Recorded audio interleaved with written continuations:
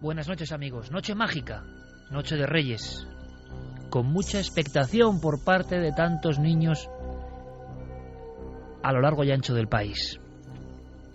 Nosotros hemos pensado en un regalo misterioso, evidentemente, en una especie de ofrenda en esta noche de cosas imposibles que espero podáis disfrutar con todos nosotros, sea cual sea el lugar donde os encontréis.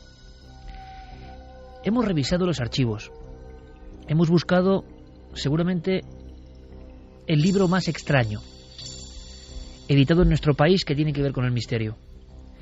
Porque podemos hablar de un libro maldito y no es tan antiguo, no es un incunable viejo. Podemos hablar de un libro que causó silencio, expectación e hizo que muchos se ruborizasen. Hemos desempolvado este ejemplar inencontrable para contar su historia y su intrahistoria. Porque todo lo que rodea este ejemplar que ahora está aquí sobre la mesa es un auténtico misterio. Un misterio digno de esta noche tan mágica. Empezamos, como no, con una fotografía. Y yo os pido, de verdad, muchísima atención a todos los detalles. Porque este expediente que vamos a desvelar para todos vosotros en la noche de Reyes todavía sigue sin resolver. Todavía de alguna forma enfrenta a unos y a otros. E incluso dentro de los investigadores hemos detectado que no es un tema cómodo. No se habla de él con claridad. Sigue siendo un auténtico tabú. ¿Podemos decir esto? Sí, un tabú. La escena, la fotografía, como siempre. Imaginaos un despacho importantísimo, el más importante quizá a nivel del mundo editorial en castellano. Estamos hablando de la gran editorial Planeta. Estamos hablando de personas que han editado prácticamente de todo, pero nunca nadie ha llegado con un encargo tan extraño. Quien se presenta en la oficina es una persona de amplísimo bagaje intelectual, de historia sufrida, un hombre que ha vivido la guerra civil, un hombre que ha escrito sobre los represaliados, un hombre que ya en los años 80, hablamos del año 1982, se ha convertido un poco en emisario y en figura importante del lado de la República. Pero ese hombre trae un mazo de folios, 253. Ese hombre trae la crónica de una historia que ha vivido en primera persona. Ese hombre trae quizá la obra más increíble que jamás ha llegado a ningún despacho en nuestro país. La segunda escena es los editores y el presidente de ese editorial, un hombre que sabe mucho de libros y que ha hecho su gran imperio en torno a los libros, que le miran absolutamente incrédulos y le repiten varias veces: ¿pero estás seguro de lo que cuentas? Él responde: yo lo he vivido. Se hace un silencio y le vuelven a decir: pero si publicamos esto que traes aquí, hundes tu carrera de tantos años, hundes tu prestigio de un plumazo, te sumerges en el abismo de los condenados. Y entonces esa persona que ibais a conocer de alguna forma, ese caso que íbamos a abrir para todos vosotros como regalo, esa persona se pone en pie, da un manotazo en la mesa y dice: de acuerdo, pero lo que hay aquí dentro es mucho más importante. El mensaje de otros mundos tiene que ser contado de una vez por todas. En junio de 1982 se editaba un libro maldito en nuestro país. El autor Eduardo Pons Prades. Título: El mensaje de otros mundos. Una cara que parece femenina, azulada, que hoy nos recordaría un poco a las de Avatar, pero hace ya 30 años. Se asoma como desde un umbral desconocido para decirnos algo. Y unas letras nos indican el contenido. Dice así: el testimonio excepcional de una experiencia única. 7 horas a bordo de una nave espacial extraterrestre.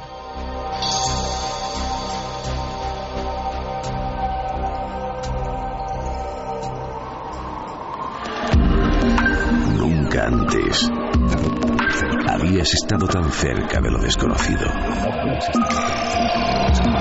Milenio 3. Gracias, amigos, porque sabemos del seguimiento. Entonces es muy importante que hoy demos luz y demos altavoz a un caso que por lo menos en España se convirtió en uno de los tabús de la ufología. ¿Por qué? Es muy importante que conozcáis también al personaje, porque no es normal. porque es un caso único. Ni se dio antes ni se ha dado después. Yo no sé qué es. Releyendo la obra de Pons Prades, Obra Maldita, yo creo que algo ocurrió muy gordo, muy especial. Vamos a intentar meternos todos en esta historia de auténtico suspense. Historia única, ya por eso merece mucho la pena. Toda la atención, todos los ojos puestos en un hombre y en una vivencia. Comenzamos con Noel Calero y Fermín Agustín ya preparados. ¡Vamos allá!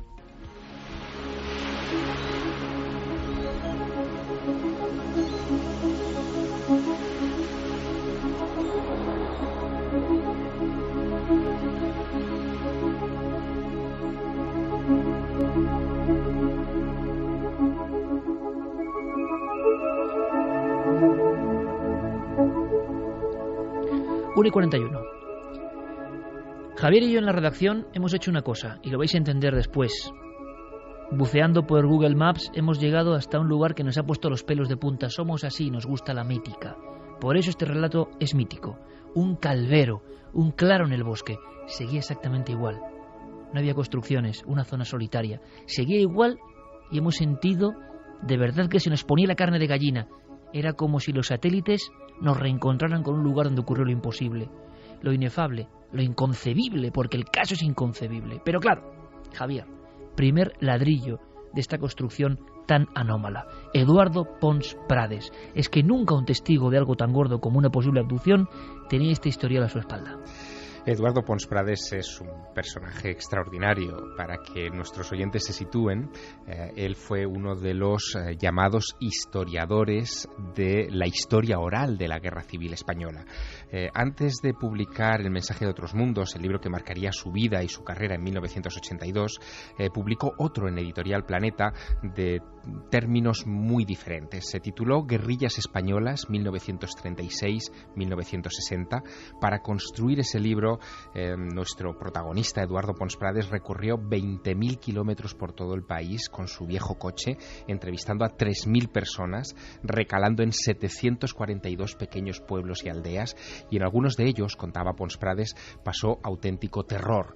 De repente, en 1974-75, cuando todavía vivía Franco, llegó a pueblos de las serranías de Teruel, de Castellón, preguntando por los viejos maquis que resistieron, en fin, el avance de los nacionales durante muchísimos años, ya con el general Franco aquí, y contaba cómo al preguntar por esas personas que vivían todavía escondidas en cuevas o en lugares inaccesibles, sintió el auténtico terror, que percibió de alguna manera que su vida estaba poniéndose en peligro al adentrarse en lugares y en territorios prohibidos. Tenemos, por lo tanto, a un historiador.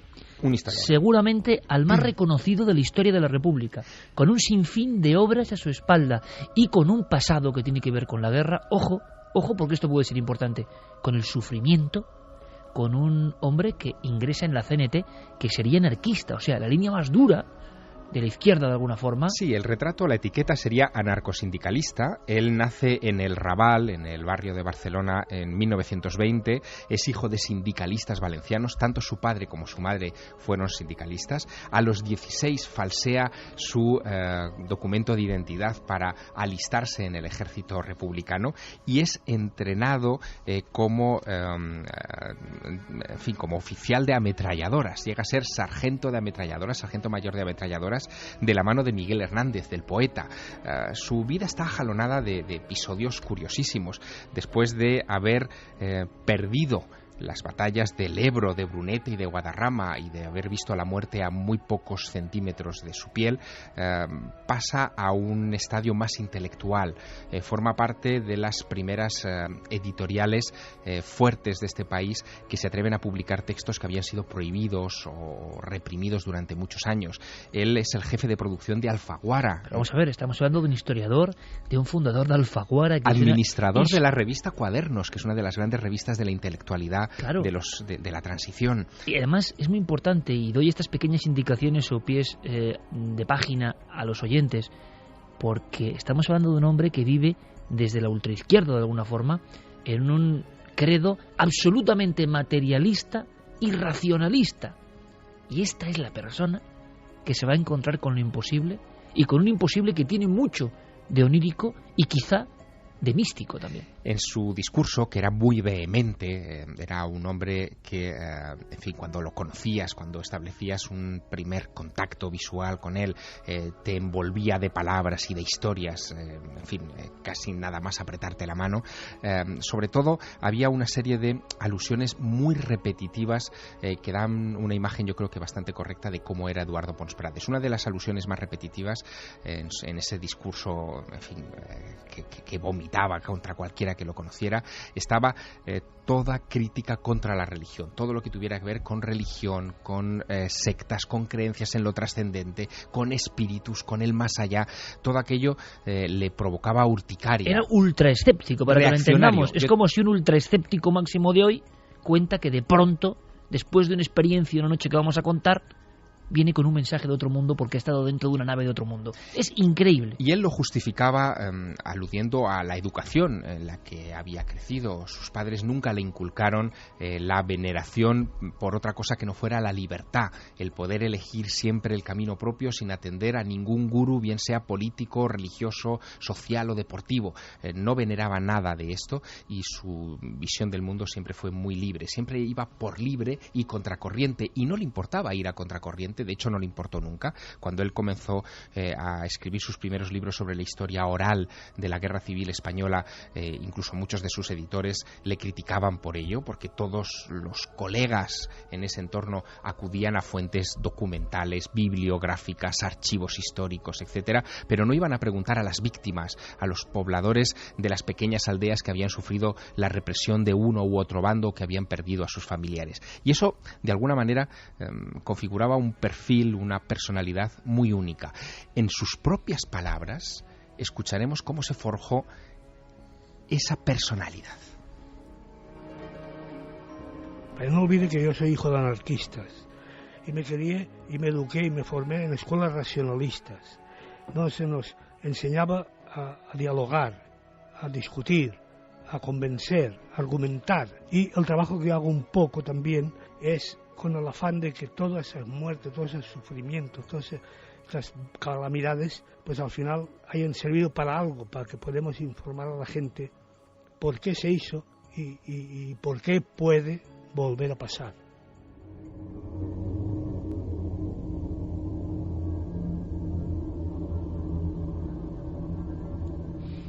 Pons Prades, su voz ya cerca de la muerte, su voz de veterano, lo habéis escuchado, de persona con más de 80 años, pero con tremenda lucidez. No se volvió ningún mesías, ni se volvió nadie que propagara mensajes extrambóticos. Le ocurrió algo, lo quiso dejar por escrito, y eso le acompañó de por vida. Y quizá hasta más allá de la muerte, quién sabe. Pons Prades era un hombre que estaba en las antípodas de cualquier tipo de creencia irracional.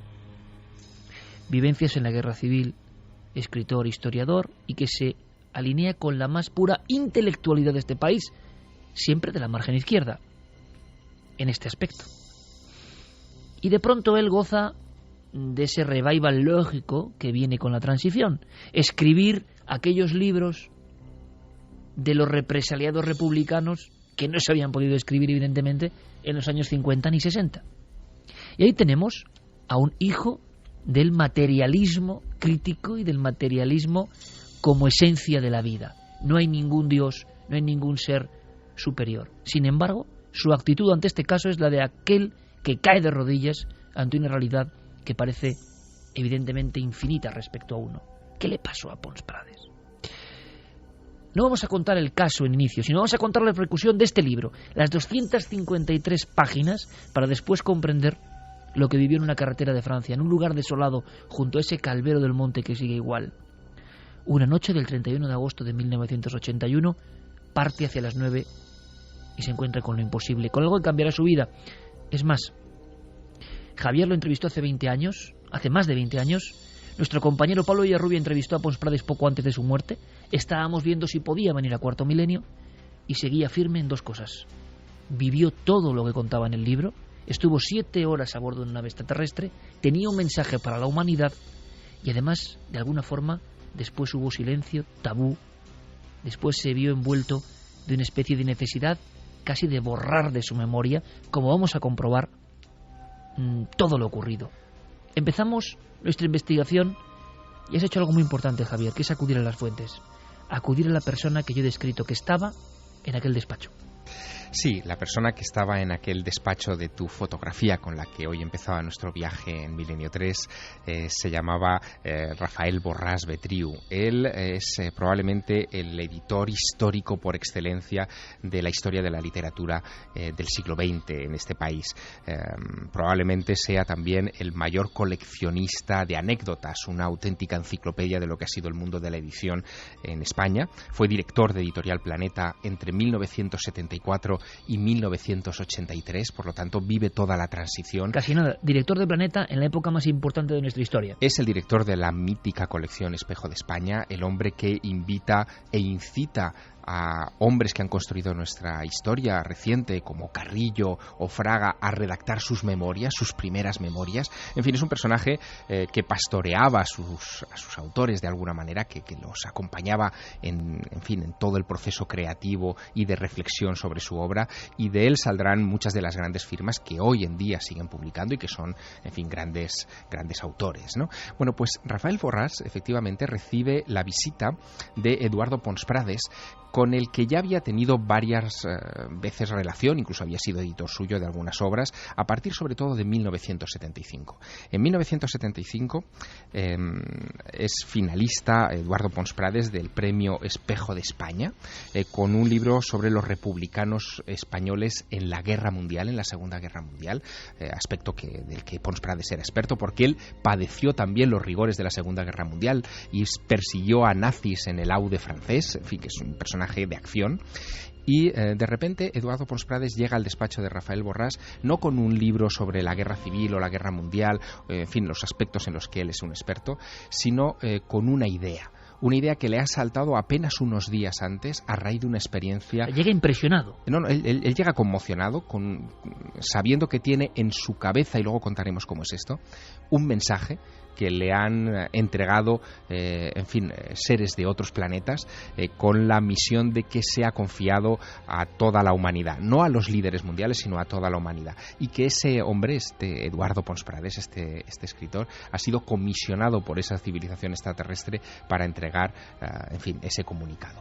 Aquello a Borràs le deja absolutamente perplejo. Él, que había editado y visto de todo en la transición española. Sin duda, pero lo que no se podía imaginar es que ese hombre, que bebe de las fuentes del racionalismo y del materialismo más absoluto, de repente esté contando historias que tienen que ver con extraterrestres, con vida en otros mundos, con un platillo volante que él ha tenido la oportunidad de visitar por dentro. En fin, no se esperaba eso, y para él es un shock. Bueno, Rafael Borràs, fíjate que han pasado muchos años de aquello, y estamos hablando del año 82. Rafael Borràs, que ya está retirado del mundo de la edición. Y que le agradecemos muchísimo el esfuerzo, porque es una persona ya veterana. Totalmente. Bueno, pues él recordaba perfectamente, además utilizo su mismo término, perfectamente aquel encuentro y aquel impacto con Pons Prades, y esta misma noche nos lo contaba así. Se presentó un día en la editorial y me dijo que había sido abducido en una nave. Como usted comprenderá, mi sorpresa fue grande. Me planteó la posibilidad de publicar un libro. Le pregunté cuál era el mensaje. Los extraterrestres le habían confiado, y me quedé tan patidifuso que no me atreví a montar el contrato. Lo llevé a ver a José Manuel Lara Hernández y le dije: mira, José Manuel, aquí está Eduardo Pons Prades, que ha sido abducido en una nave y que tiene un mensaje para la humanidad. Tú decidirás. Y para mi sorpresa, Lara Hernández dijo: pues muy bien, haz un contrato.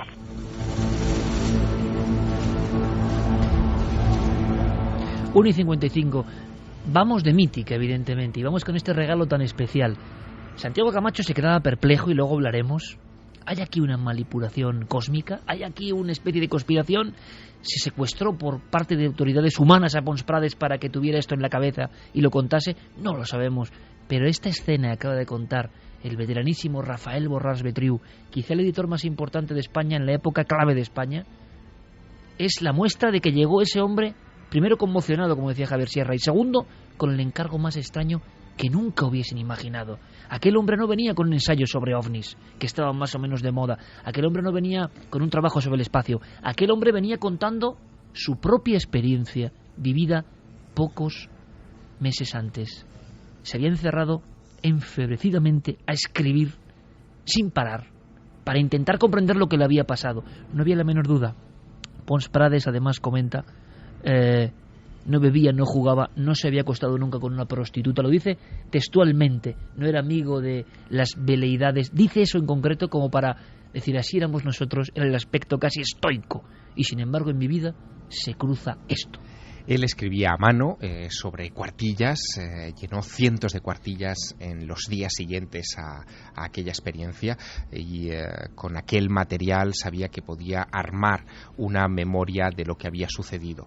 No le costó recordar los detalles de lo que había protagonizado en esa madrugada que después describiremos del 31 de agosto al 1 de septiembre de 1981, porque, según él decía, los propios extraterrestres le habían marcado a fuego, palabra por palabra, aquella conversación de varias horas que él tuvo con 7 seres de otros mundos en el interior de una nave extraterrestre. Y ahora imaginamos a Borràs, que no se atreve a hacer el contrato, él que contrataba a los autores, que sube a la planta noble, escena siguiente de nuestra foto en de la inicio, calle Córcega de Barcelona. Y ni más ni menos Lara, es decir, el hombre que había levantado ese imperio por criterio para editar los libros. Y entonces dicen que adelante.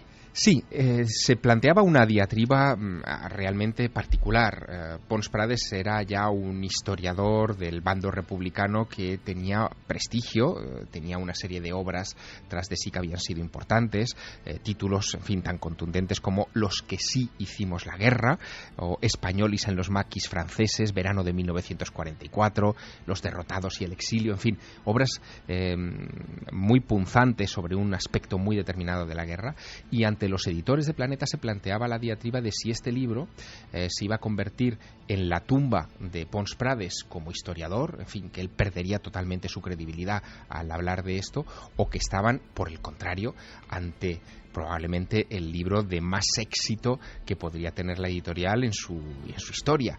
Y en esa discusión, en esa diatriba, en esa reflexión, Rafael Borràs se vio bien implicado y lo recuerda también muy vívidamente.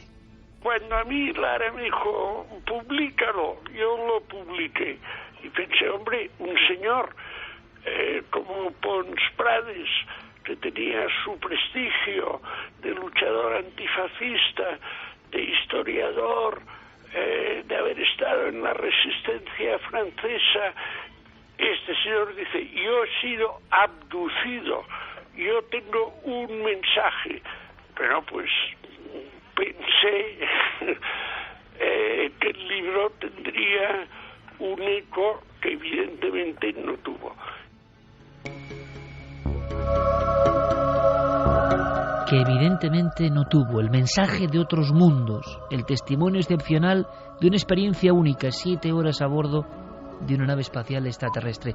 Ni con ese título ni con ese reclamo. ¿Qué pasó? Bueno, se han dicho muchas cosas en esa escena, en esa reunión. Parece ser que incluso Lara dice, yo te lo publico, pero sepultas toda tu historia, todo tu prestigio.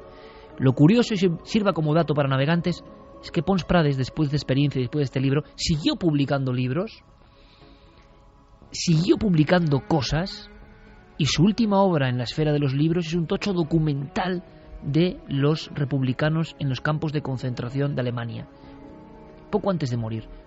Monumental, es decir, él no se convirtió en ningún tipo raro, pero mantuvo hasta el último de sus días que eso es lo que le pasó. Pero eso parece que es un borrón, y ahora vamos a hablar de inmediato. Es más, Carmen, hemos buscado referencias, había una leyenda en torno a esto, y apenas hay un solo recuerdo del libro El mensaje de otros mundos, que por supuesto es una obra inencontrable. Yo quiero agradecer aquí públicamente a Javi Pérez Campos, que me consiguió el libro, porque yo había sido incapaz de conseguirlo en no sé cuántos años. Es un incunable que tenemos aquí y que realmente no se encuentra. Es decir, es como si todo el mundo que hubiese comprado ese libro, más o menos críptico, se lo hubiera guardado un muy buen recaudo. No hubo más ediciones y vamos a saber por qué, vamos a intuir por qué. Y segundo, cuando muere Pons Prades hace apenas 5 años, en todas las necrológicas, el gran historiador de los republicanos, el gran historiador de la izquierda española de la Guerra Civil, nadie menciona un libro, uno solo, El mensaje de otros mundos. ¿Por qué tanto silencio? ¿Quién ha borrado como si fuera el nombre de un faraón en la historia este título? Hemos buscado, Carmen, ya ha habido algunas sorpresas. Sí, ha habido algunas sorpresas porque la verdad es que hay muy pocas referencias en lo que se guarda en las hemerotecas de los principales diarios españoles. La verdad es que se habla mucho de Pons Prades, pero todo sobre la guerra civil, sobre lo que vivió, algunos artículos suyos de opinión, muchos reportajes que hablan sobre la guerra, sobre sus libros. Pero sobre El mensaje de otros mundos, tan solo hay una referencia en el periódico de Cataluña, el 4 de julio de 1982, en la que al parecer en una entrevista que iba sobre otras cosas, aparece la experiencia que tuvo Pons Prades. Y fíjate, cuando empiezan a hablar de ello, el periodista le dice, bueno, pero ¿cómo es eso? Eduardo dice, te lo juro, estuve a bordo del platillo lo menos 7 horas. Se lo hago jurar a Eduardo Pons Prades. Sí, viejo libertario, racionalista, verdadero y circunspecto. Pues sí, estuvo 7 horas. Y después nada sobre nada, cero sobre cero. En el mismo periódico de Cataluña, el 12 de junio, casi un año después, en 1983, se hace referencia a que va a dar una conferencia, Eduardo Pons Prades, que se llama 7 horas a bordo de una nave extraterrestre. Esa es la referencia que hay. Pero no se dice nada de cuándo se ha publicado el libro, ni presentación, ni críticas, ni nada por el estilo. Nada. Muchos años después, en 1997, en ABC, en la edición de Sevilla, hay artículos de opinión. Uno de ellos es de Manuel Barrios. Un clásico. Bueno, pues Manuel Barrios, al parecer, tenía una amistad de 20 años con Eduardo Pons Prades y hace referencia a su libro. Y dice además que Eduardo Pons Prades, a raíz de publicar el libro al que me referiré más tarde, ha sido marginado por los historiadores de España, demostrándose así que en nuestro viejo solar no se han erradicado aún las prácticas inquisitoriales y cómo el estamento de la llamada cultura oficial tiene la fuerza suficiente para eliminar a quienes, por las razones que sean, sobre todo por difundir experiencias que no entran en sus esquemas, les resultan incómodos. Pues Manuel Barrios, todo un maestro de la comunicación, hablando de que la Inquisición intelectual había matado a Pons Prades, año 97, por el pecado de escribir ese libro. Hay más, Javier. Hubo silencio ya no solo en los intelectuales, que eran una parte, en los audiencia. ¿Por qué uno piensa en este momento, antes de conocer la experiencia? Claro, un historiador escribe esto y tiene dos posibles mercados, entre comillas, dos impactos para la editorial. Nunca ha ocurrido y en ningún otro país del mundo. Primero, los que son seguidores de Pons Prades, y segundo, los que se van a acercar porque Pons Prades cuenta algo maravilloso. Si cabe un tercer grupo, los seguidores del fenómeno ovni extraterrestre y todo lo que conlleva. Y resulta que ninguno de los tres mercados ni se hace cargo del libro, ni le hacen caso, y es más, borran cualquier pista. El asunto es, si cabe, todavía más llamativo porque el libro se publica, como hemos dicho, en la colección Documento de Editorial Planeta. Es una colección muy heterogénea donde Rafael Borrás, con mano certera, combina desde textos puramente políticos o de rabiosa actualidad a ensayos sobre antropología, sobre prehistoria, sobre arte, en fin, sobre cualquier tipo de cosas.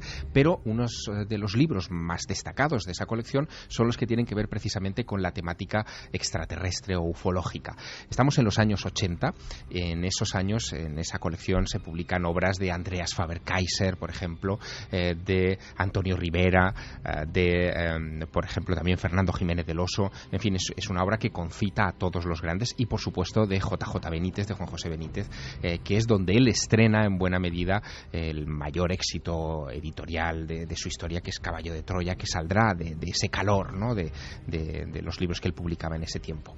Y llama la atención que un libro que está dentro precisamente de esa línea, en fin, no tenga ni siquiera reseñas en las revistas especializadas que en ese momento eran muy, digamos, populares, ¿no? Y abundantes en críticas del libro.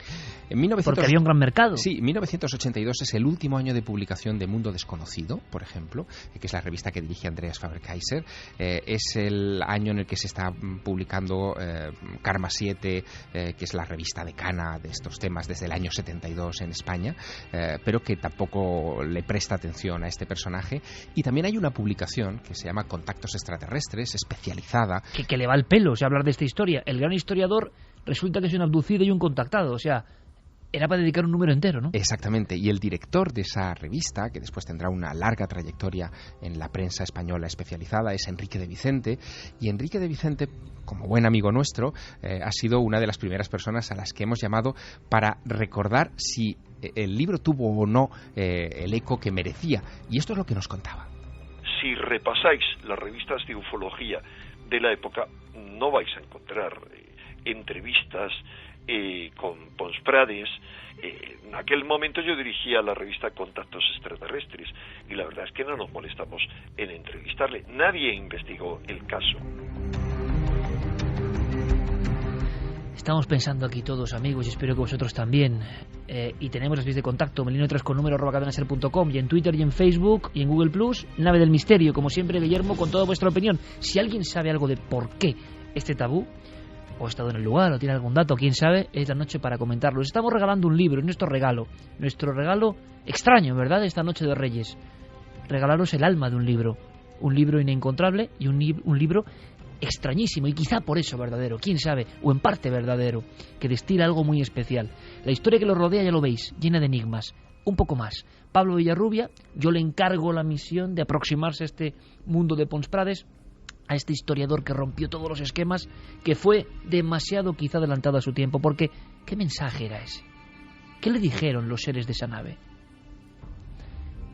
Pablo Villarrubia tuvo varias entrevistas con él y se quedó muy impresionado.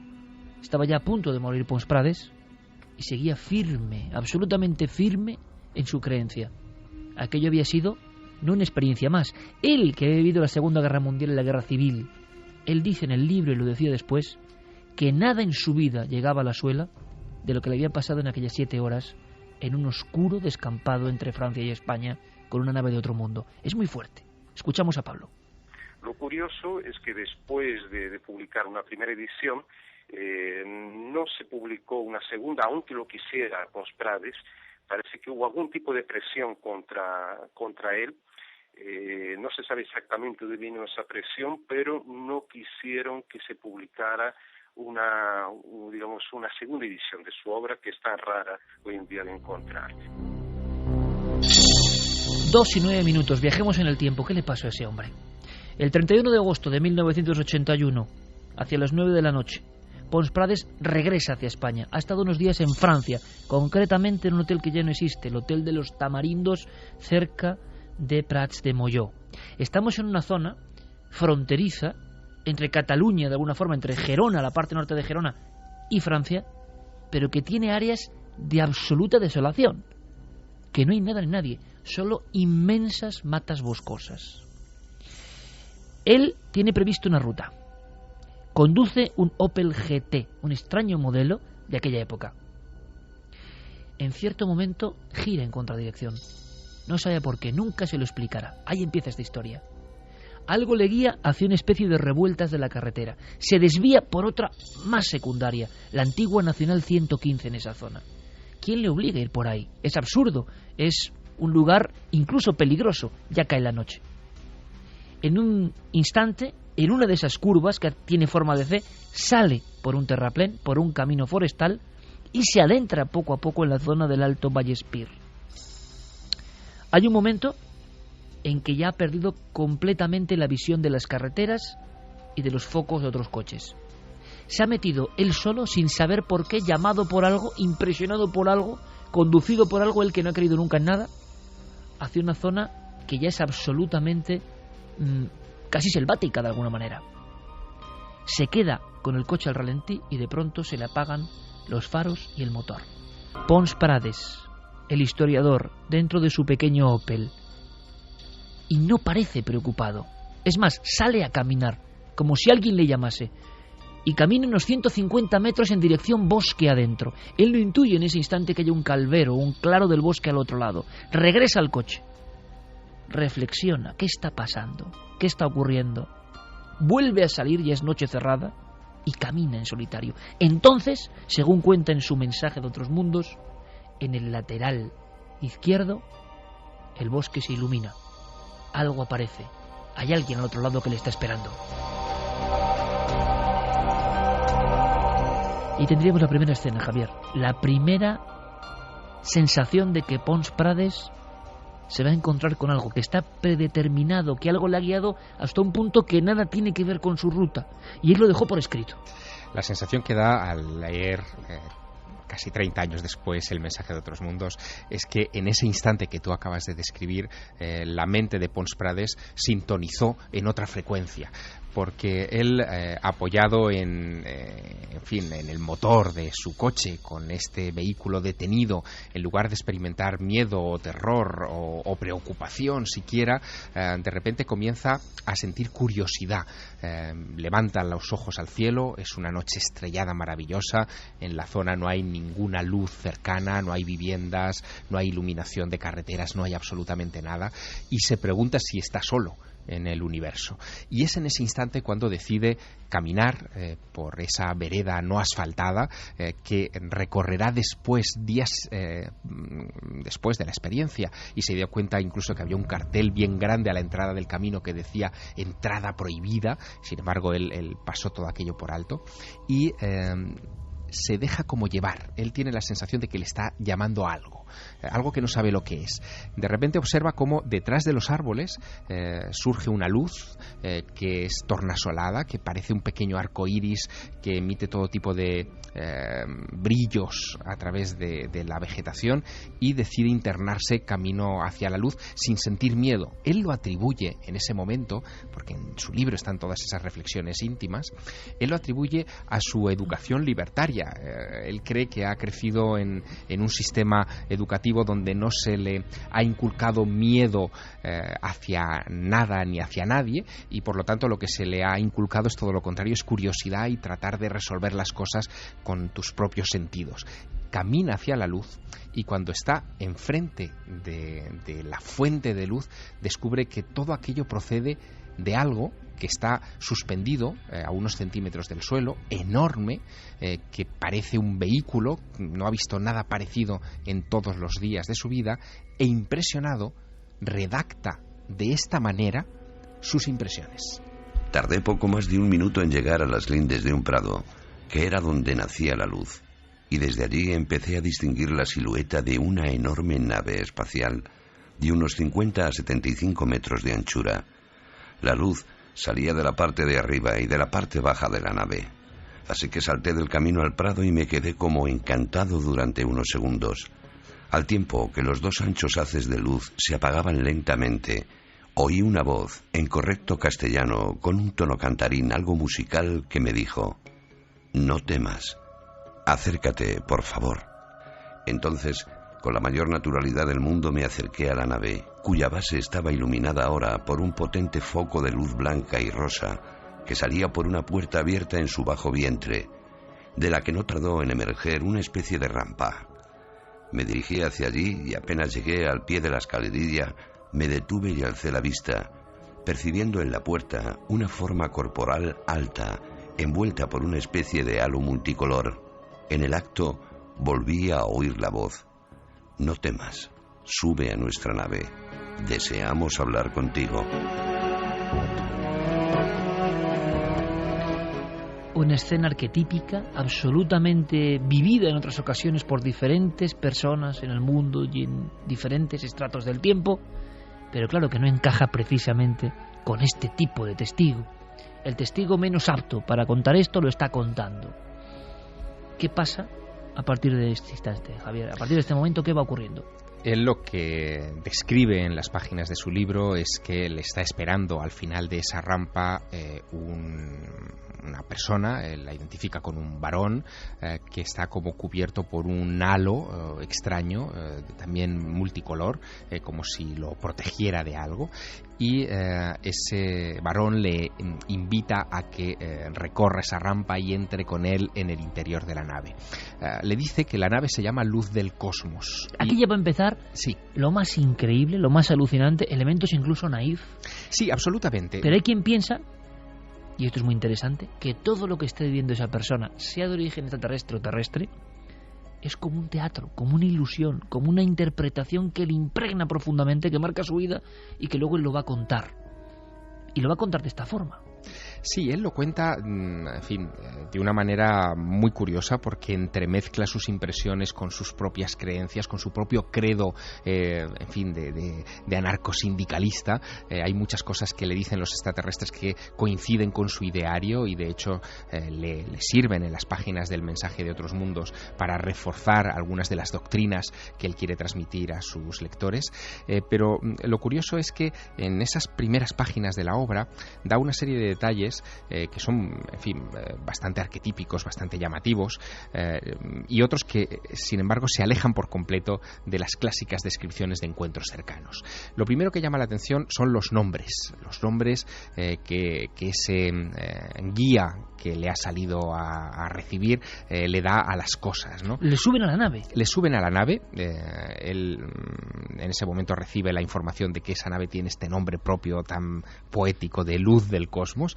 Le introducen en una gran sala que él describe como de unos 7 u 8 metros de profundidad, con una gran pantalla al fondo llena de luces de colores y con una especie de consola delante parecida a los controles de la radio, en fin, que él conocía por ser frecuente en los medios de comunicación. Y luego hay alguna cosa muy curiosa, Javier, en lo que describe, en una mezcla rarísima, porque hay algunas cosas que yo he leído que se parecen a los modernos iPad de alguna forma, una especie de pantallas que surgen o que manejan casi táctilmente, bueno, que sorprenden al año 81. Sí, lo que también llama inmediatamente la atención es que ese hombre que le ha salido a recibir no está solo en el interior del vehículo.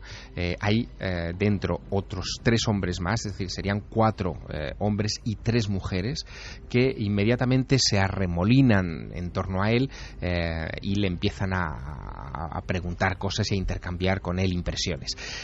Lo primero que le recalcan es que ha sido elegido para ser el depositario de un mensaje y le piden que elija si quiere recibir ese mensaje o no.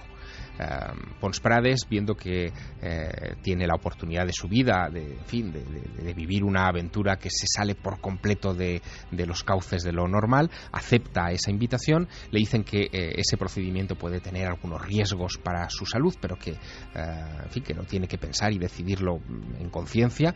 Él se reafirma en esa postura y le colocan entonces, eso es lo que dice Pons Prades, una especie de casco con una visera delante de los ojos, a través del cual empezarán a proyectarle una secuencia de imágenes y de informaciones de lo más peculiar.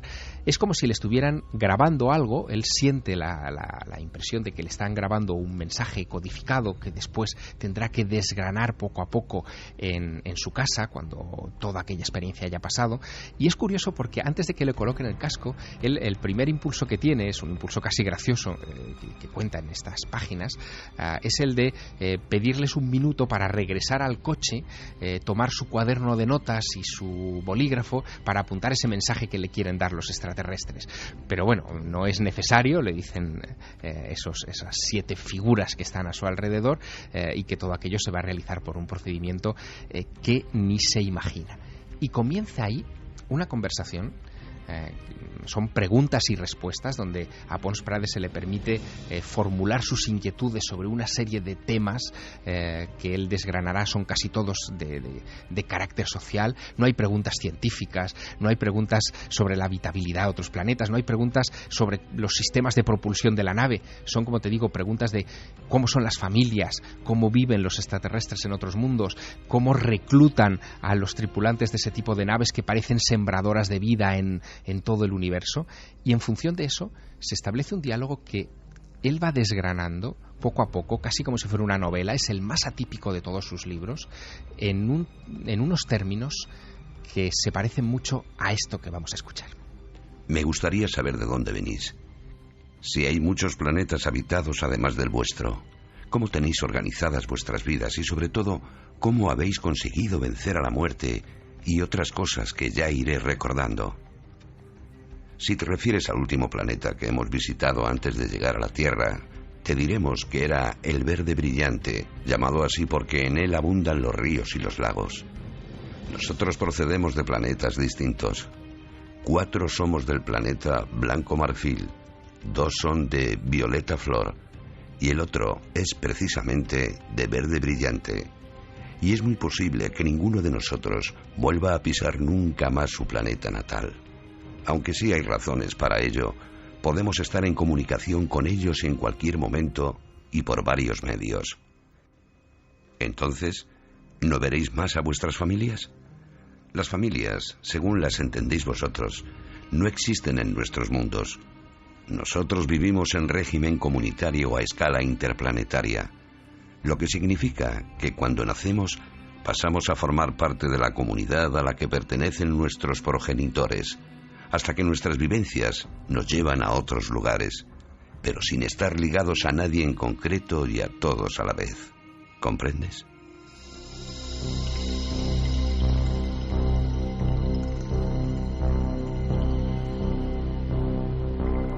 Ahora muchísimos amigos en España y en el mundo estarán diciendo, ¿pero qué es esto?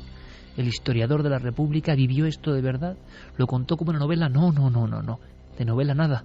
Una historia real que le marcó profundamente, hasta ser ninguneado y casi borrado del mapa porque se convirtió en un hereje. Santi, aunque sea brevísimamente, y casi para que Javier descanse un poco y nos cuente más escenas.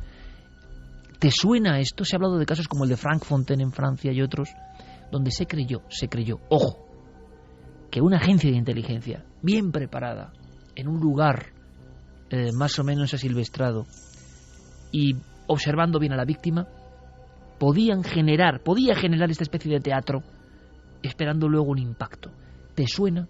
¿Es posible? Sí, de hecho la hipótesis de la intervención humana o de la causa humana en el fenómeno de la abducción es muy antigua y de hecho hay documentos desclasificados que apuntan en esa dirección, incluso algunos datos de regresiones hipnóticas de algunos abducidos que, por ejemplo, ellos recuerdan el momento en el que vieron al platillo volante, pero cuando son abducidos lo primero que ven es un helicóptero militar.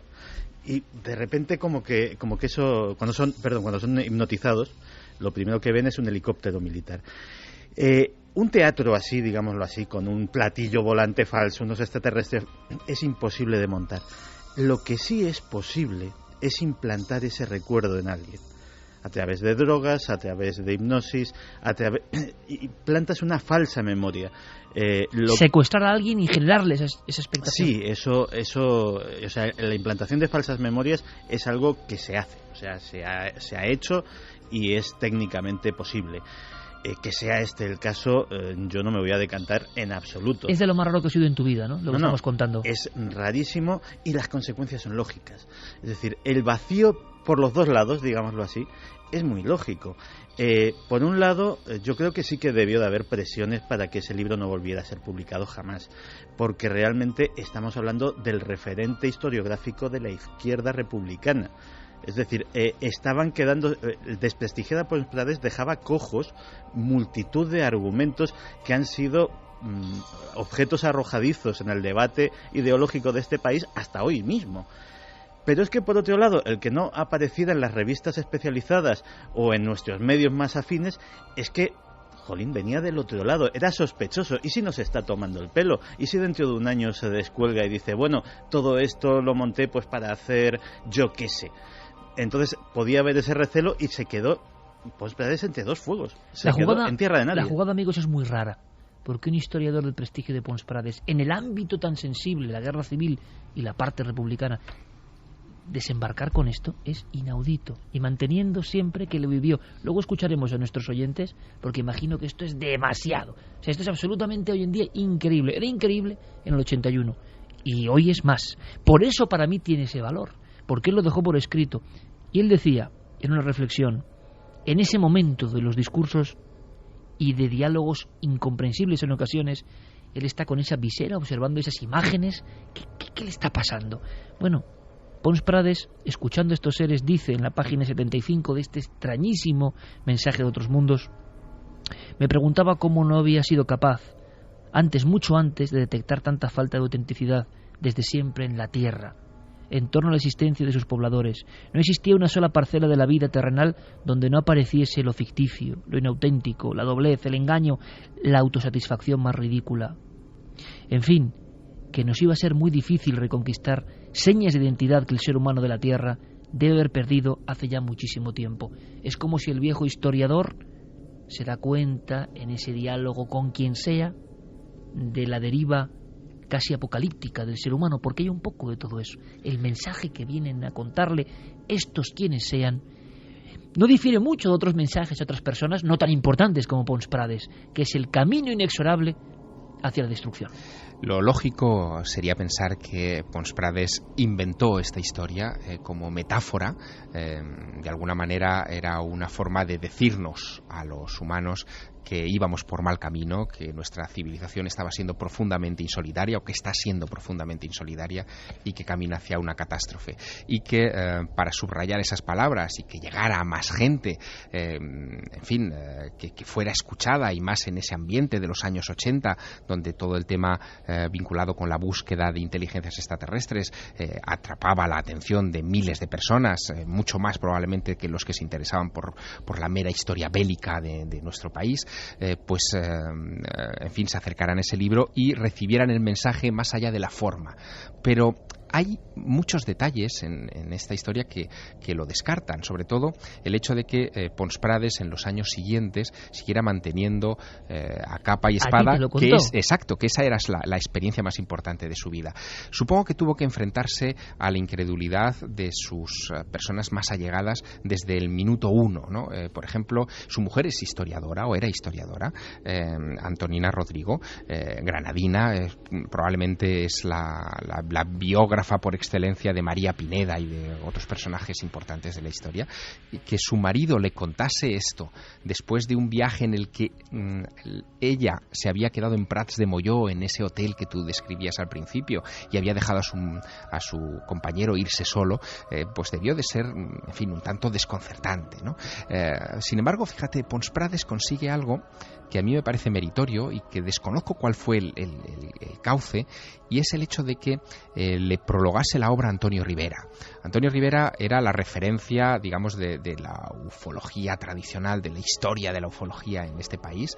Él escribió en 1966 un libro titulado El gran enigma de los platillos volantes, que era un poco la Biblia de este misterio. Y Antonio, que nunca había accedido a prologar libros de esta naturaleza, mucho menos de contactados, de gente que decía que había hablado con extraterrestres, etcétera, accede a prologar este. Accede a prologarlo poco después de publicar un texto suyo que se titula Secuestrados por extraterrestres, donde habla de abducciones, de personas... Es un fenómeno nuevo, realmente. Exacto, de personas que dice que han sido secuestradas y llevadas al interior de los ovnis en contra de su voluntad. Donde explica Rivera que el prototipo de abducido es una persona joven, de capacidad intelectual, pero fundamentalmente joven, como si les interesaran a esos alienígenas especímenes fuertes. Pons Prades, cuando tiene esta experiencia, acaba de cumplir 61 años. No es un jovencito, ni muchísimo menos. Luego se sale de ese cauce. Y además el mensaje que él recibe, y ahora entraremos en el mensaje, el que da título al libro, es un mensaje más vinculado a grupos como la Fraternidad Cósmica de Eugenio Siragusa u otros grandes contactados de aquellos años, que no a los abducidos que han sido llevados contra su voluntad al interior de un ovni. Pero hay algo más increíble en todo esto, sí, es increíble. Este ultrarracionalista y materialista resulta que habla de estos seres, bueno, como lo más maravilloso, lo más increíble, lo más supremo, lo más alucinante. Es más, luego contaremos alguna frase. En un momento dado, él se siente muy triste porque le gustaría haberse marchado con ellos para siempre. Y cuenta que no hay sensaciones, no ha conocido sensaciones. Y ojo, Pons Prades, después de este texto, tiene ni más ni menos que 25 años de publicaciones absolutamente científicas, asépticas y historiográficas sobre la República. O sea, sigue publicando, no se vuelve loco, sigue publicando y sigue contando sus cosas, aunque el vacío que le han hecho con este libro es como si lo hubiesen quitado de su bibliografía. Pero él habla como la persona que ve a la Virgen de alguna forma. Él habla con esa postura de sentirse muy inferior respecto a esos seres que no parecen humanos, desde luego. Es más, como bien dice Javier Sierra, imaginad a la esposa. Imaginad a la esposa historiadora. Ella dice lo siguiente en la primera página del libro. A ti, dice Adolfo Pons Prades, te habían ocurrido siempre cosas extraordinarias, pero esta sin duda es la más fantástica de todas. Aunque sea brevísimamente, Javier, antes de ir al mensaje, lo que le dan, el legado, ¿qué es lo que más le impresiona a Pons Prades de todo lo que ve ahí dentro? Si pudiéramos hacerlo casi en esquema. Bueno, él le hace muchas preguntas a estos 7 tripulantes de la nave Luz del Cosmos, y una de las cosas por las que le pregunta es precisamente por esos abducidos de los que hablábamos hace un minuto, ¿no? Y esta gente se justifica porque después de haberle dado una serie de nociones sobre cómo ellos siempre actúan en libertad, no condicionan nunca a nadie, de hecho, buena prueba de ello es que a él le piden permiso para introducirle ese mensaje en su cerebro, no se le imponen con ninguna clase de resistencia. ¿Cómo se justifica que ellos estén secuestrando, ellos o otros como ellos, a seres humanos en todo el planeta, como se publican en los libros de ese tiempo?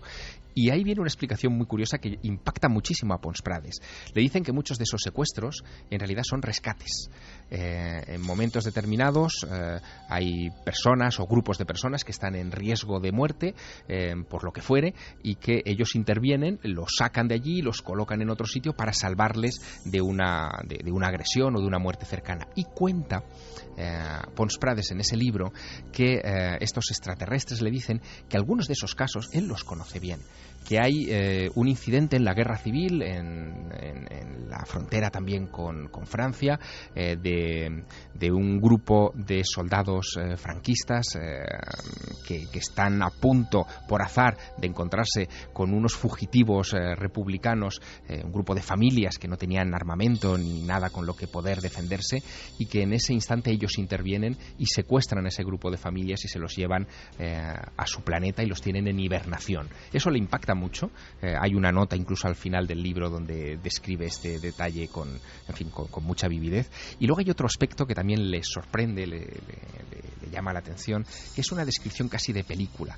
En esas imágenes que le proyectan hay una en la que bajo un claro de luna ve varias naves saliendo del fondo del mar. Él intuye que es el Mediterráneo, pero no sabe dónde exactamente. Una escena tremenda. Y esos visitantes le dicen que se trata de una playa de Almería, donde él puede ver inmediatamente a un grupo de extraterrestres que tiene una morfología humana, pero hay cosas que las distinguen de los humanos: el tipo de ojos, el tipo de rostro alargado, de mentón prominente, de extremidades algo más alargadas, que salen con mochilas a la espalda del interior de la costa almeriense, acompañados de familias y de seres humanos que le dan abrazos y les despiden mientras ellos... Como si les conociesen. Exacto, como si les conociesen. Ellos se embarcan en esas naves y desaparecen perdidos en las estrellas. ¿Cabe algo más raro en esta historia? Sí. Y me vas a permitir, Javier, para concluir y que nos cuentes el mensaje y que cada uno lo interprete, y escucharemos los mensajes vuestros de nuestra audiencia. ¿Hay una cosa más rara? Sí.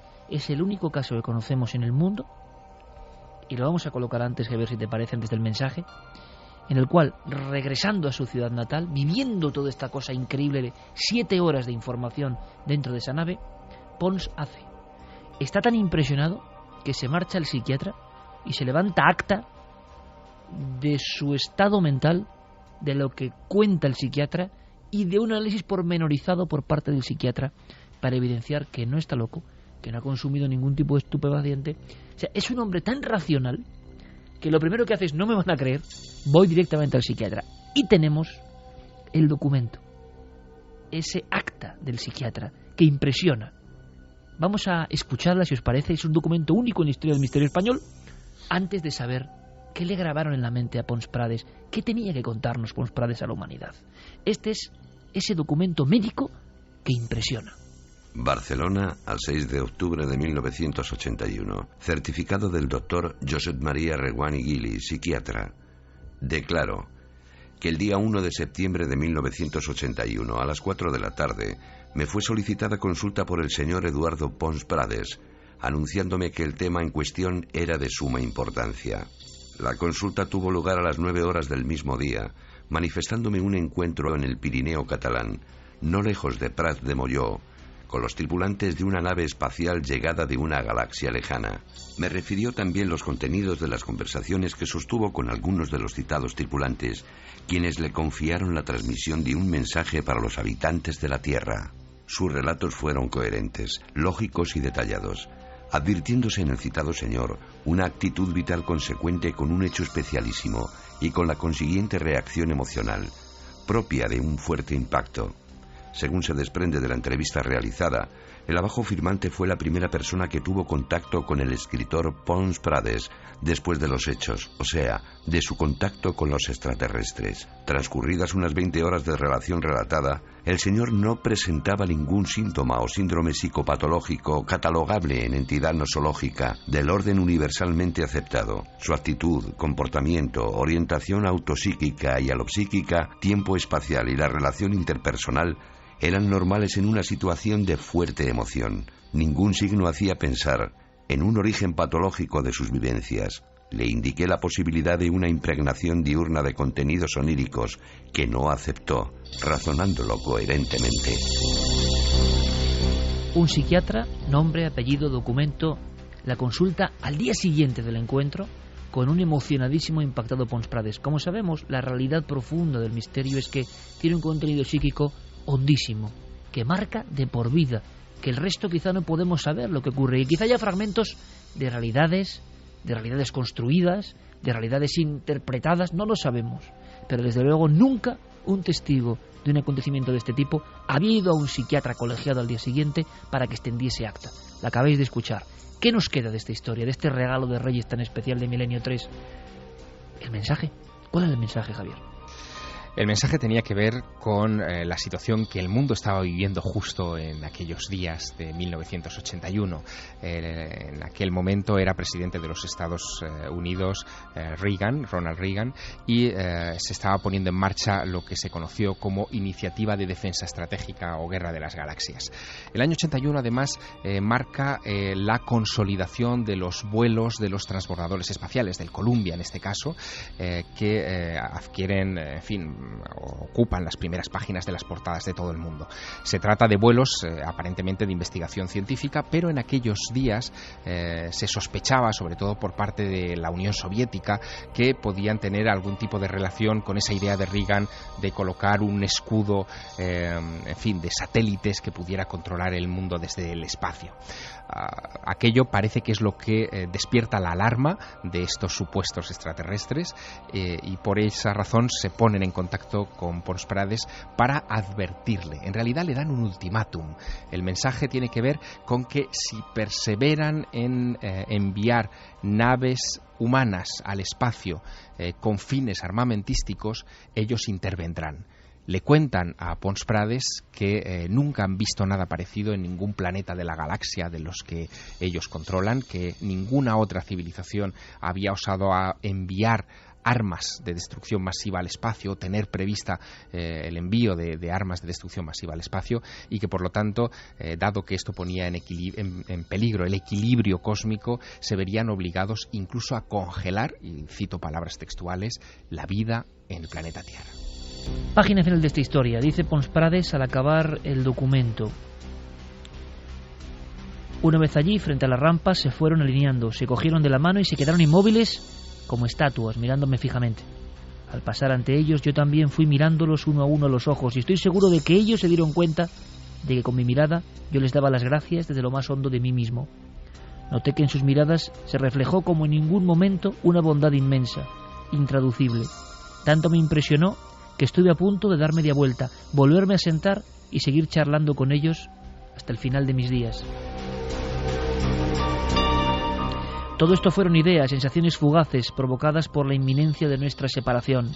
Por eso, al llegar a la altura de mi introductora en la nave, mis últimas palabras se volvieron a teñir, a pesar mío, de tristeza. ¿Volveremos a vernos? Es muy posible. Pero que sepamos, Eduardo Pons Prades, el historiador de la República en España, nunca se encontró de nuevo con los seres de esa nave del cosmos, luz del cosmos, esos que le dieron el mensaje de otros mundos en 1981, esos que condujeron a ese libro que dejó pálidos a los directores de Planeta porque no entendían nada de lo que estaba ocurriendo. Y a las 2:40 entenderá nuestro público algo de lo que hemos contado, en el sentido de vaya historia. Dice, si no es cierta, está muy bien contada, evidentemente. Pero claro, es que Pons Prades, no solo a Javier Sierra, en el 2006, poco antes de morir, a Pablo Villarrubia, le siguió diciendo, con absoluta autoridad, con ese carácter que hemos visto en su voz, que nada de lo que ha vivido, y es mucho lo que ha vivido este guerrillero y luego historiador, se parece, tiene que ver, es comparable a esas 7 horas, quizá dentro de una nave de otro mundo. Eso Ángel nos comentaba que hace unos meses pudo por fin hacerse con esta joya de libro, después de andar tras él muchos años. Y lo que son las cosas se lo compró a un librero que fue amigo personal de Pons Prades. Me comentó que esas Eduardo cosas que pasan, ¿no? no hablaba mucho del tema, pero que siempre le dijo que todo lo que le pasó fue real. Siempre guardaré este libro con mucho cariño. Muchas gracias por este magnífico regalo de Reyes que nos habéis dado. Eso es la música de Omnis y se me ponen los pelos de punta de emoción. Gracias y feliz año. Pablo Ébola nos dice, a mí los extraterrestres me dicen eso de no temas, sube a nuestra nave que deseamos hablar contigo y me falta tiempo para correr. Sí, yo estoy con él, ¿eh? Febo Apolo dice, no nos engañemos, le metieron morfina en vena, le subieron a un coche y lo llevaron a una sala de interrogatorios. La droga y la imaginación hicieron su parte. Lo otro es como lo contó la víctima, depositario de un mensaje. Igual vas a decir lo que yo te diga. Eso es lo que le digo. Bueno, pero es muy interesante, es una visión hiperracionalista sobre lo que le ha pasado a un racionalista. Curioso que el propio racionalista no reflexionara ni contemplara esa posibilidad. Porque el convencimiento era total, ¿eh? Sí, esa es la parte que más choca de esta historia, porque a mí me cuesta creerlo. Es decir, sí, a todos nos cuesta creerlo, evidentemente. Es un caso que me cuesta creer. Se sale en muchos aspectos de los parámetros tradicionales y ese apunte que da el psiquiatra al final de su informe, ¿no será que usted lo ha soñado despierto? En fin, es algo que sigue planeando como la gran duda en torno a este caso. Nos dice también Rafa Campos, si existen los extraterrestres, ¿no creéis que hace tiempo que están entre nosotros y que tienen algún tipo de pacto con los que de verdad gobiernan el mundo en la sombra?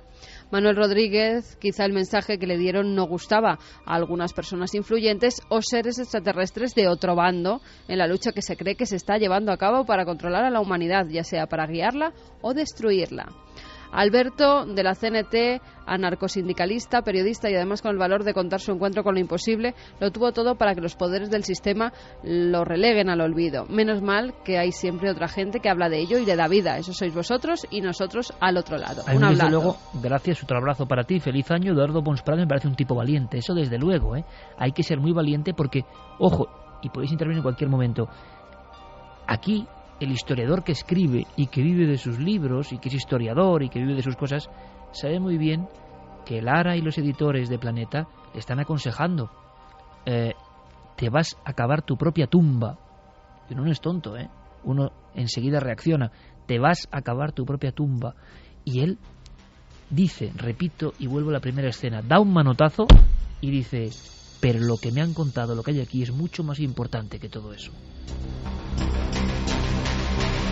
A lo que voy es al profundo convencimiento de un hecho que parece que traumatiza, otras ¿no? Personas también que tienen que ver con el misterio, Antonio Rivera, por ejemplo, publicando Ni caballos ni troyanos, también se equivocó y se lo dijeron y aún así quiso publicarlo.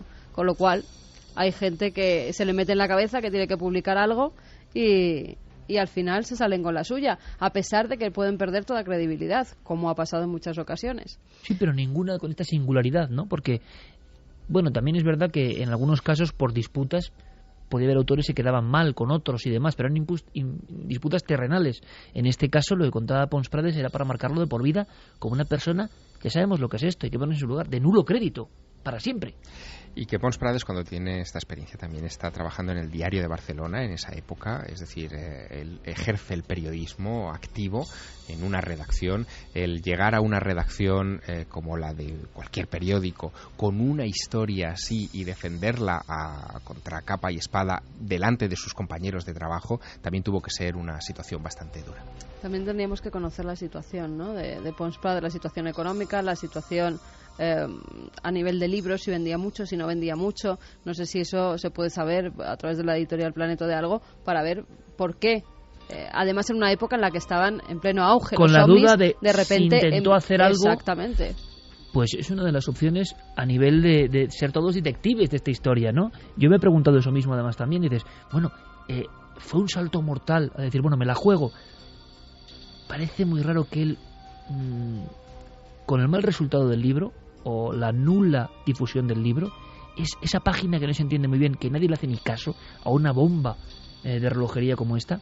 Es más, Javi, yo creo que hemos sondeado, y sin duda creo que es uno de los libros más caros, más buscados, los poquísimos ejemplares que hay, ¿no? Tiene algo este libro en su interior que no sabemos qué es, ¿no? Es muy complicado de encontrar, efectivamente. Es un libro que, por las características que tiene, siendo un libro de 1980, un libro que aparentemente no cuenta nada demasiado extraño, y siendo una tirada, sí que es cierto que es muy complicada, ¿no? Porque es solo una primera edición, pero con las características que tiene, se ha llegado a vender por 100 euros y más de 100 euros en algunos portales y sitios de internet donde se venden libros de segunda mano. Que son libros de Planeta fáciles de encontrar, la mayoría, menos este, ¿no? Parece que el silencio envolvió incluso un poco la vida posterior de este libro. A mí lo que me llama la atención también de este caso es que no estamos hablando de un Quijote harto de leer novelas de caballerías, ¿no? Parece que Pons Prades, hasta la fecha del encuentro, no había leído nada de ovnis, no conocía apenas historias, libros de ese mundo, y es a partir del encuentro cuando empieza a absorber todo lo que cae en sus manos para de alguna forma intentar dar respuesta a lo que él ha vivido. Hay que dar esa duda, ¿no? Yo creo que muy práctica y muy interesante, que era como ¿no? trabajador en los medios de comunicación, él tenía que estar al tanto de lo que estaba pasando en cuestión de ovnis. Era muy escéptico, por lo que parece. Sí, era muy escéptico, pero algo tenía que haber leído. Si trabajaba en un medio de comunicación, eran noticias que casi se daban a diario, con lo cual es muy extraño que no leyera absolutamente nada de esa literatura que en la época estaba en pleno auge. Lo que pasa es que dentro del periódico incluso era una literatura muy política, ¿no? Una prensa de la época. Pero como periodista te tiene que interesar todo, aunque no te situémoslo de todas maneras también en el plano meramente temporal, ¿no? Esto sucede en septiembre, digamos, finales de agosto, primeros de septiembre de 1981, y en junio del 82, es decir, menos de un año después, el libro ya está en las librerías. Pons Prades escribe un libro también con sus memorias, yo creo que un poco precipitadas, es decir, sí que hay una serie de conversaciones que se detallan. Es un libro como vomitado, pero también, exactamente, ¿no? O sea, como aturullado, como si estuviera escrito en escritura automática. Absolutamente, y además le añade una serie de elementos como muy a borbotones, ¿no? Son noticias que coge de aquí y de allá, recortes de prensa, chistes incluso, hay viñetas sacadas de los periódicos de aquel tiempo, portadas de cómics, en fin, es un batiburrillo extraño con el que él trata de digerir lo que le ha pasado. Es más, hay una bibliografía al final del libro con una serie de referencias a clásicos del fenómeno ovni, y se ve que el hombre los ha leído, probablemente no los ha digerido, y todo eso lo ha ido encajando de alguna manera en su experiencia. Yo no sé lo que pudo haber pasado, si él tuvo un vislumbre extraño, si quizá la clave está en esa frase que tú has leído antes de su esposa, que dice, oye, a ti te pasan cosas insólitas, pero como esta ninguna. ¿Qué significa que le pasaban cosas insólitas? Es decir, tenía una predisposición a lo extraño alrededor de su vida, magnificó esto. Lo raro es que luego a mí me extraña, hay que ver, yo tengo en mi casa el libro de Pons Prades, el último libro. Es un libro impresionante, el libro de los españoles en los campos de concentración, un libro de pura historia, con centenares de páginas y anexos y notas. Es decir, un tipo que con 80 y pico años hace esa literatura es un tipo que está perfectamente mentalmente. Es decir, fue una treta de alguna manera, como aquí vislumbrábamos, bueno, pues para subirse al carro de algo. Desde luego, si es así, salió muy mal, porque el resultado fue nefasto. Últimas opiniones. Pedro Cabrera dice, creo que es lo que comenta Santiago Camacho, recuerdos implantados. La doctora Carla Turner, abducida, hablaba en sus conferencias de que se estaba descubriendo que había unos recuerdos implantados en los abducidos para enmascarar otras vivencias. Álvaro dice, pues es casi más preocupante que lo haya podido hacer el ser humano, siempre maquinando acciones extrañas. Cancela Freire, suena un poco rara la historia por el hecho de que el mensaje que le dan está muy acorde con sus propias ideas. ¿También? Marian Hernando, ¿por qué no le entrevistarían ni siquiera las revistas especializadas en el tema OVNI? Qué cosa más extraña. A mí me extraña también eso, porque lo noticiable es eso, ¿no? Que una persona tan alejada cuenta esta historia. José Ramón López dice: algo muy grande tuvo que ser porque una persona de su edad, después de tanto tiempo y sabiendo que llega a su fin, siga afirmando lo que vivió. Elkin, extraterrestres que le dan a un intelectual español un mensaje para toda la humanidad, suena a operativo gubernamental para quitarse de en medio a un personaje incómodo. Rubén Sánchez García: cómo tapan las pisadas sobre estos temas los que mueven los hilos. Gisela interesante Sánchez, porque esto, Carmen, motiva todo tipo de opiniones y a mí me interesa. Te voy a pedir, Santi, que te quedes un poco más con nosotros para contar lo de Bin Laden a la siguiente hora, que es interesantísimo, pero es que esto genera, me parece, en mi opinión, he tirado aquí casi como si fuera un poltergeist a distancia, me parece que hay unos elementos tan extraños que van al fondo del misterio que hay en torno a los ovnis o a quienes manejen el teatro ovni, que es mucho más raro, ¿no? Yo leyendo el inicio del libro y viendo las fotos, por ejemplo, él vuelve... Hay una cosa que no hemos contado, ya seguimos con los mensajes. Fijaos qué impresionante. En mi opinión, yo creo que hay muchas cosas evidentemente implantadas o recordadas o reestructuradas. Porque esa comunidad, lo que cuentan de la familia, que no hay lazos familiares, no hay creencias, parece que no hay dioses. Parecen la utopía de un comunista, ultra crédulo en sus postulados. Parece que lo que haya dentro del teatro ovni da una serie de mensajes sabiendo que luego van a ser reinterpretados. Saben muy bien lo que hacen, si es que lo hace alguien ajeno. Y si es alguien terrestre también lo sabe muy bien. Porque desde luego, si uno lee las primeras páginas, lo que es el encuentro, sabe que están esas letras escritas bajo un influjo de una emoción terrible. Una emoción que, yo me atrevo a decirlo, trabajando hace más de 20 años en los medios de comunicación, sabemos muy bien cuando la emoción de un testigo es real y cuando es imposición por parte de quien sea, cuando es un poco de impostura, cuando es algo forzado y cuando alguien equivocado o no habla con la verdad de lo que cree. Ahora, ¿hasta qué punto esa ida por el camino forestal, esa visión de la luz, y a partir de qué momento entramos ya, si a alguien le ha pasado algo muy fuerte, ¿hasta qué punto empieza su cerebro a trabajar? ¿Y es verdad lo que está viviendo o lo está fantaseando? Yo voy a una cosa. Hace poco Pablo ha encontrado, junto con Pepe Ortiz y José Luis Hermida, dos fantásticos investigadores del sur, han encontrado algo impresionante. Es el caso de Ceferina Vargas. Se parece un poco a esta historia. Yo he vuelto a ver las expresiones de esa mujer que vive en una aldea absolutamente remota, que puede ser parecido al lugar donde le pasa esto a Pons Prades. Es que yo ayer estaba oyendo a esa mujer en mi despacho, en el documento grabado por Pablo. Javier, se te ponen, y lo digo a la audiencia, los pelos de punta. Año 79, aldea de la Corte, en la Serranía de la Cena. Y lo que ve al principio es idéntico a lo que cuenta Pons Prades, la forma de destellar una especie de espejo tornasolado que aparece en una mujer que no tiene ningún tipo de apego a estos temas. Luego aparecen dos seres muy parecidos. Ella se desvanece, ella pierde el conocimiento, y el terror tremendo de que se despierta de nuevo en ese camino vecinal. No hay nadie ni nadie, los seres ya no están. Es idéntico. Es decir, hay cosas muy raras, un psiquismo muy profundo en todo esto que ocurre. Yo solo digo que las escenas, y tal y como lo escribe Pons Prades, es alguien que lo escribe bajo el influjo de estar impresionado de verdad por algo. No hay ninguna duda de que lo que cuenta en ese libro es su verdad. Que sea la verdad es otra cosa, pero desde luego es su verdad. Y te digo esto porque hay un pequeño detalle significativo en toda esta historia. Yo me encontré con Eduardo Pons Prades el 30 de agosto de 1989, es decir, 8 años después de la experiencia, casi exactos. Y vas a responder sin que te diga nada lo que te iba a preguntar, ya verás. Claro, y lo que me contó en aquella conversación me impactó, pero sobre todo lo que me impactó fue el último detalle. Al despedirse de la conversación me dijo: bueno, he hablado contigo justo antes de salir de viaje otra vez a Prats de Molló, a toda la zona donde tuvieron lugar los hechos, porque desde 1981, cada año en esa fecha, yo viajo a ese calvero donde tuve el encuentro con la nave Luz del Cosmos. Y un poco de telepatía, ¿no? Está contando algo bajo ese shock. Las letras del inicio de este libro están bajo ese shock. Claro, luego lo siguiente es que es como muy increíble, ¿no? Una confederación galáctica. Y también es curioso, yo no sé qué pensáis, ese mensaje parece muy similar a lo que han recibido muchos contactados en el mundo, ¿no? Es decir, nada extraordinariamente intelectual, ¿no? Parece una versión actualizada de la famosa película de Robert Wise, Ultimátum a la Tierra. Sí, algo muy raro.